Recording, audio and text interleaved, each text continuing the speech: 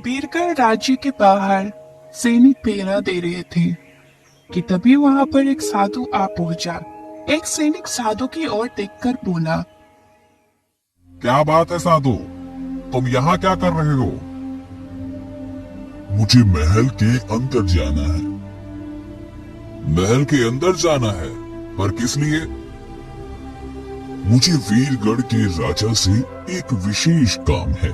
मैं उनसे बात किए बगैर यहाँ से नहीं जाऊंगा। साधु की बात सुनकर दूसरा सैनिक गुस्से से बोला, लगता है तुम्हारा दिमाग खिसक गया है साधु। अरे क्या तुम्हें नहीं पता कि हमारे महाराज साधु और गरीबों से मिलना पसंद नहीं करते?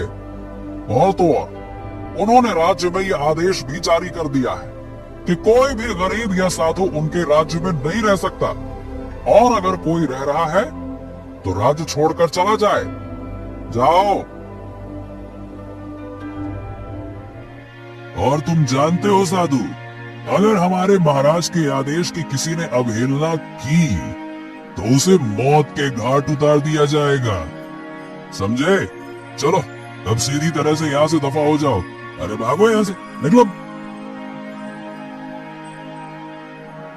दोनों सैनिकों ने साधु को धक्का देकर महल से बाहर कर दिया।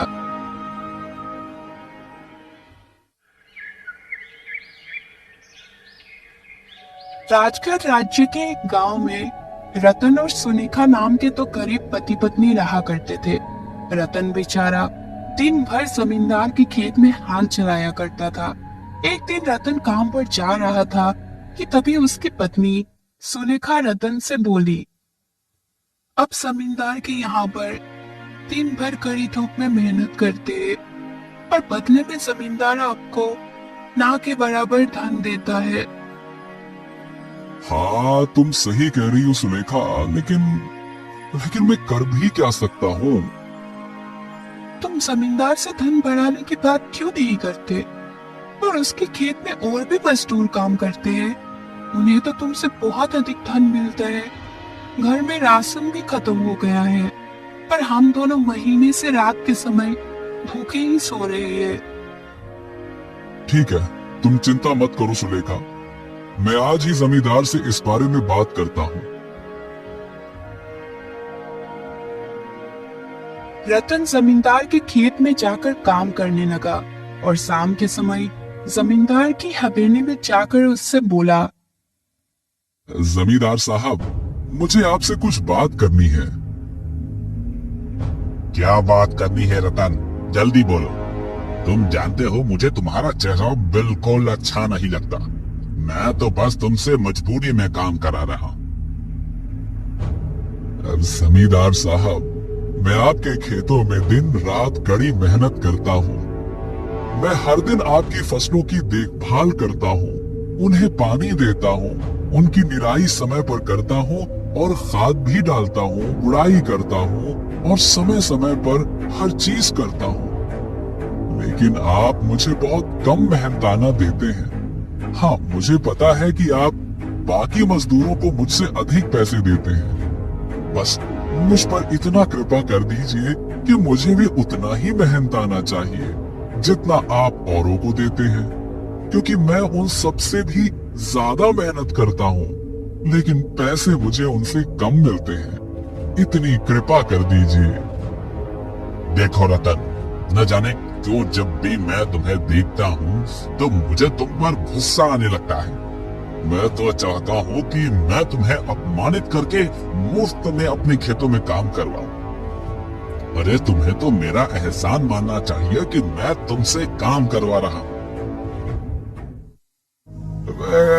ऐसा मत कहिए जमींदार साहब, मेरे घर में मेरी पत्नी और मेरे बच्चे हैं जो मुझ पर निर्भर हैं। अगर आप मुझे काम से निकाल देंगे या मेरा मेहनताना और कम कर देंगे तो हम सब भूखे मर जाएंगे। ऐसा मत करिए जमींदार साहब, ऐसा मत करिए। सीधी तरह से कह रहा हूँ, यहाँ से निकल जाओ रतन। अब मैं तुम्हारी शक्ल और ज्यादा बर्दाश्त नहीं कर सकता। निकल जाओ। इतना बोलकर जमींदार ने रतन को अपने हवेली से बाहर निकाल दिया।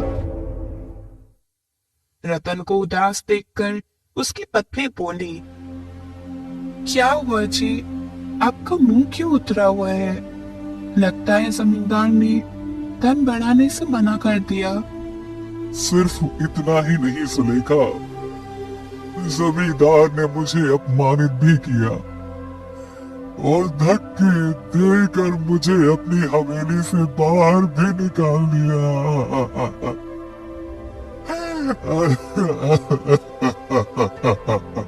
इतना बोलकर रतन फूट फूट कर रोने लगा। पता नहीं सुलेखा, हमारा ये मुसीबत भरा जीवन कब खत्म होगा। इससे अच्छा तो ये जीवन ही खत्म हो जाए।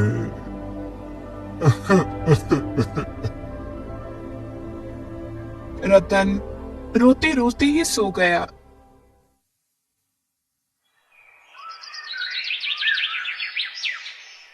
अगले दिन रतन जमींदार के खेतों में दोबारा काम करने चला गया। रतन जमींदार के खेत में हल चलाने ही वाला था कि तभी जमींदार वहां पर आकर बोला, रतन, अब से तुम्हें काम करने की कोई भी आवश्यकता नहीं है। मैं कुछ समझा नहीं जमींदार साहब। मुझे तुमसे अब कोई काम नहीं करवाना। इससे पहले कि मैं कल की तरह तुम्हें अपमानित करूं, तुम स्वयं खेत से चले जाओ। रतन चुपचाप जमींदार के खेत से वापस आ गया और एक पेड़ के नीचे बैठकर अपने आप से बोला, हे ऊपर वाले, जमींदार ने मुझे काम से निकाल दिया। अब मैं क्या करूं? खाली हाथ घर बैठूंगा तो पत्नी बहुत उदास होगी। क्या करूं तो क्या करूं? हाँ, मुझे अब इस गांव में और जगह जाकर काम मांगना चाहिए। कुछ तो करना ही पड़ेगा। रतन उस गांव में हर घर के चक्कर काटने लगा, मगर किसी ने भी रतन को काम पर रखने से इनकार कर दिया। रतन बेचारा मुंह लटकाकर शाम को घर वापस आ गया और सारी घटना अपनी पत्नी को रोते हुए बताने लगा। पता नहीं सुलेखा, ये भगवान को हमारी कौन सी बात बुरी लग गई है, जो हमारा मुसीबत भरा जीवन खत्म ही नहीं हो रहा है। क्या करें? धीरज रखिए जी, ईश्वर पर भरोसा कीजिए। अब देखना, एक दिन सब कुछ ठीक हो जाएगा। रतन और उसकी पत्नी सुलेखा उस रात फिर से भूखे ही सो गए। अगले दिन जब रतन की आंखें खुली तो उसके घर पर गांव का चौधरी नाम का एक व्यक्ति वहां पर आ धमका।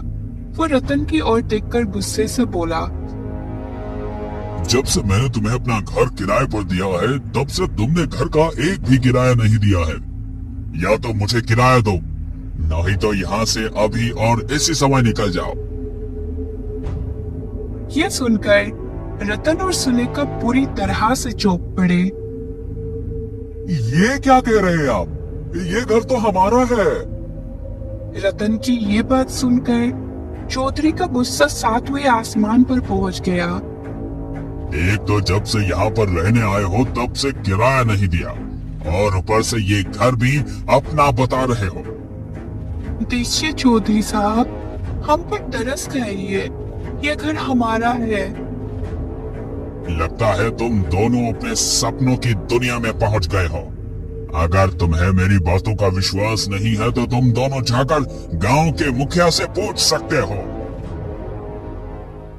रतन और उसकी पत्नी सुलेखा चौधरी के साथ उसी समय गांव के मुखिया के पास चले गए। मुखिया उन सब की बात सुनने के बाद रतन से बोला, ए रतनवा, एक तो चौधरी ने तुम पर तरस खा के तुम्हें अपना घर किराए पर दिया, और तुम हो कि उस घर को अपना घर बताने लगे।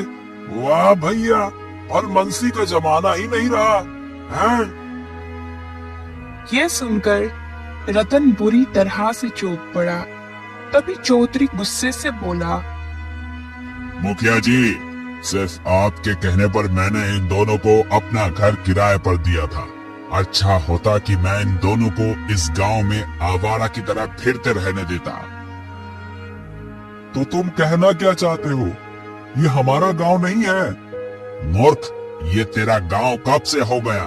तू और तेरी पत्नी कुछ समय पहले ही इस गांव में आए हैं। चौधरी की बात सुनकर रतन और उसकी पत्नी सुलेखा गहरी सोच में डूब गए।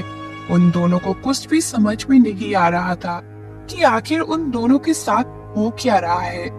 तभी चौधरी की आवाज उन दोनों के कानों में टकराई। अब मैं तुम दोनों को एक पल भी अपने घर में बर्दाश्त नहीं कर सकता। इससे पहले कि मैं तुम दोनों को अपने घर से धक्के देकर बाहर निकालूं, मेरे घर में दोबारा घुसने की कोशिश मत करना। सुनो, मैं तुम दोनों को अब इस गांव में भी बर्दाश्त नहीं कर सकता। एक तो चौधरी ने तुम्हें रहने के लिए घर दिया और ऊपर से तुम उसको ही अपना घर बताने लगे। हाँ ससुरा बेईमान कहीं के। अरे कल को कहोगे कि तुम ही इस गांव के मुखिया हो। बड़े आए है? चलो निकलो यहाँ से, दफा हो जाओ, निकलो। मुखिया और चौधरी ने रतन और सुलेखा को धक्का देकर अपने घर और गांव से बाहर निकाल दिया। वो दोनों बेचारे पति पत्नी जंगल में आकर फूट फूट कर रोने लगे। रतन रोते हुए सुलेखा से बोला, सुलेखा सुलेखा सुलेखा, मेरी तो कुछ समझ में नहीं आ रहा कि आखिर एक के बाद एक के बाद एक के बाद ये हो क्या रहा है। और सबसे बड़ी आश्चर्य की बात तो ये है कि हम दोनों को ये याद ही नहीं है कि हम दोनों इस गांव में कब से रह रहे हैं। और क्या वाकई चौधरी ने हमें झूठ बोलकर हमें घर से बाहर निकलवा दिया, या फिर वो सच बोल रहा है? अब ये तो नहीं पता, पर चिंता मत करो सुलेखा। रात के बाद दिन जरूर होता है। हमारे भी बुरे दिन जरूर समाप्त होंगे। देखना, एक दिन जरूर आएगा जब हमारे भी खुशी के दिन होंगे।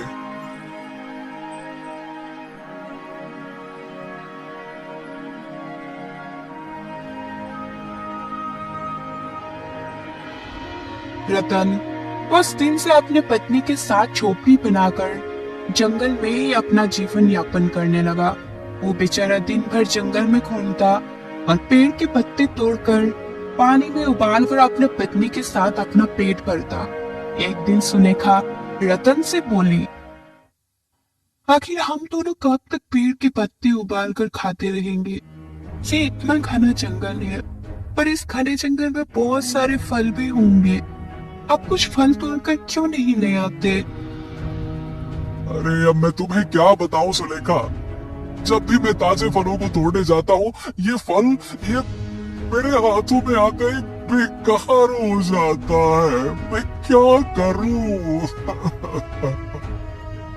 रतन फूट फूट कर रोने लगा।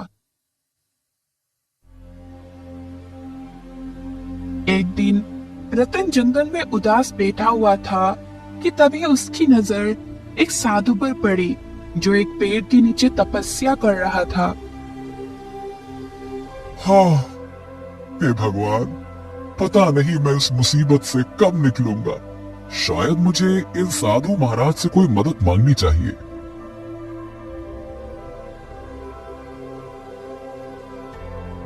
रतन तुरंत साधु के पास पहुंचकर बोला,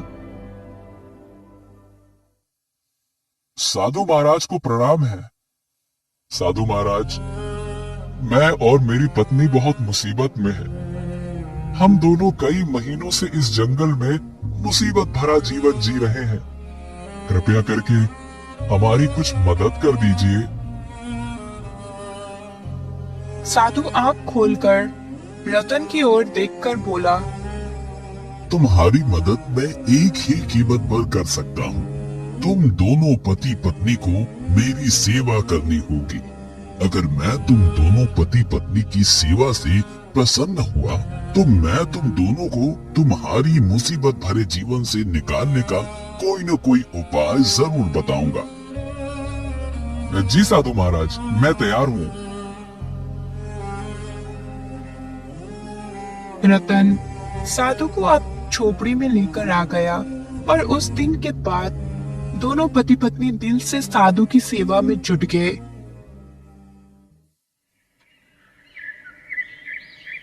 कुछ दिन बाद साधु रतन से बोला, मैं तुम दोनों की सेवा से वाकई बहुत प्रसन्न हुआ।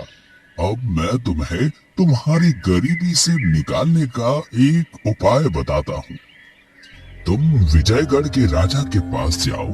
सुना है वो तुम्हारे जैसे गरीबों की मदद बहुत करता है।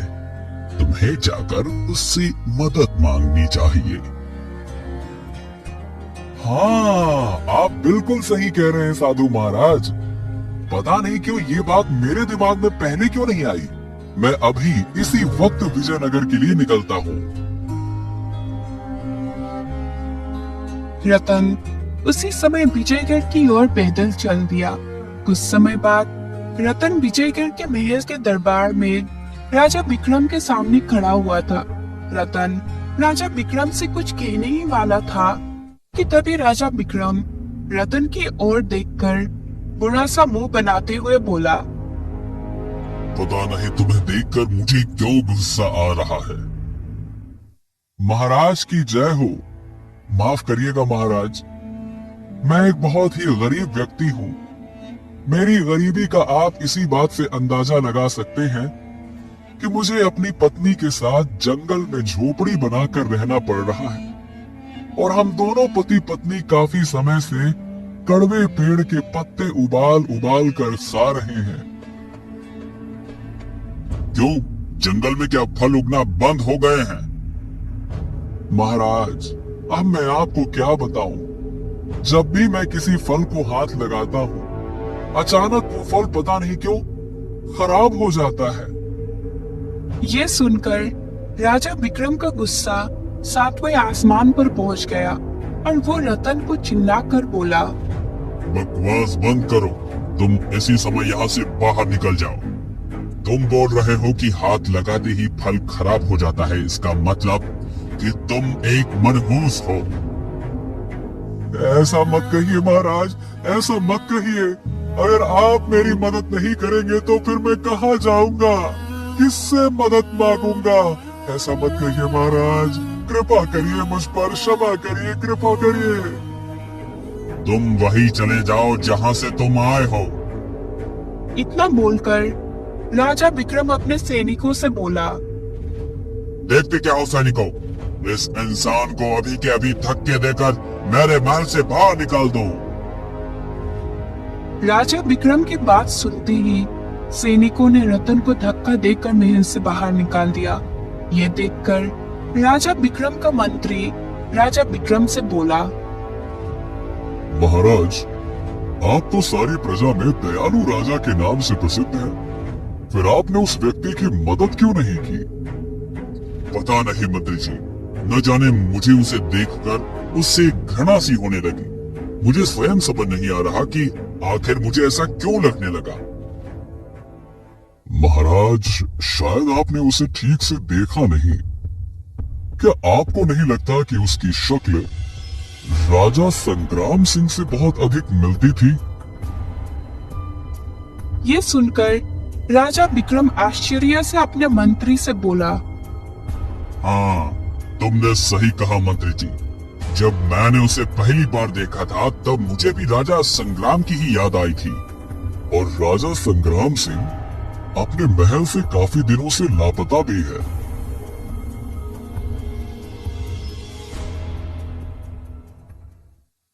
हम अभी और इसी समय राजा संग्राम सिंह के राज्य चलेंगे और वहां जाकर मालूम करेंगे क्या राजा संग्राम सिंह अपने महल में वापस आ गए हैं या फिर वो अभी भी लापता हैं।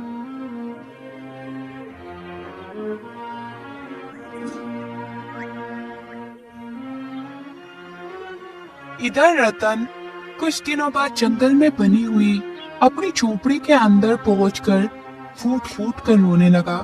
रतन को फूट फूट कर रोता देख उसकी पत्नी सुलेखा रतन से बोली,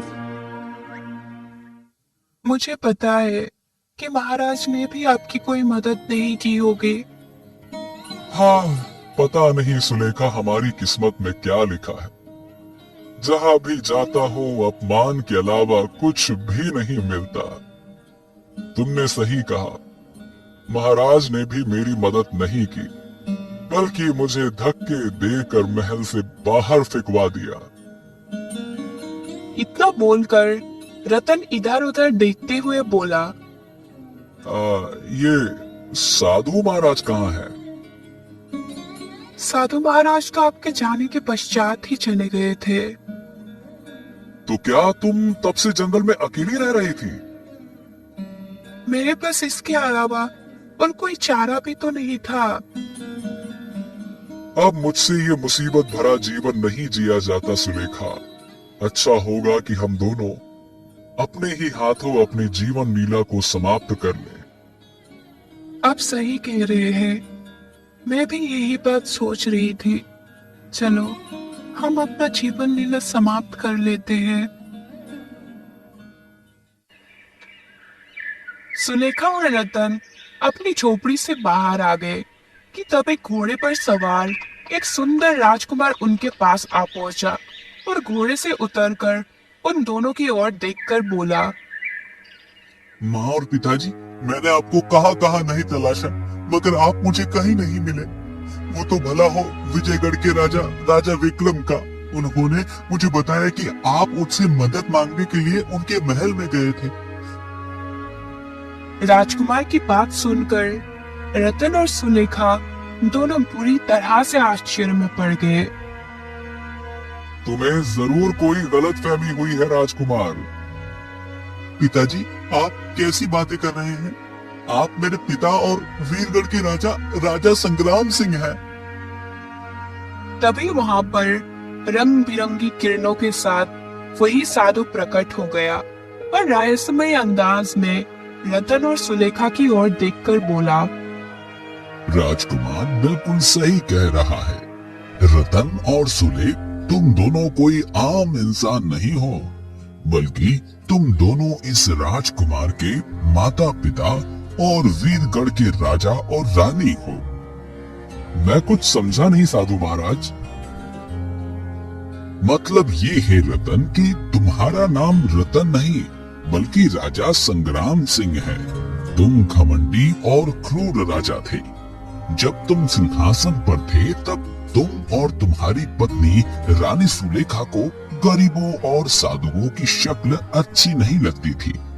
तुमने एक आदेश जारी किया था कि राज्य के सभी गरीब और साधुओं को राज्य से बाहर फेंकवा दिया जाए।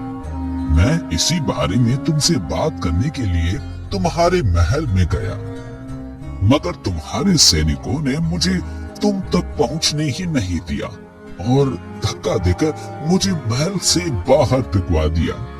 मैं समझ गया कि अहंकार में चूर सिर्फ तुम और तुम्हारी पत्नी ही नहीं बल्कि तुम्हारे राजमहल के सारे सैनिक भी हैं।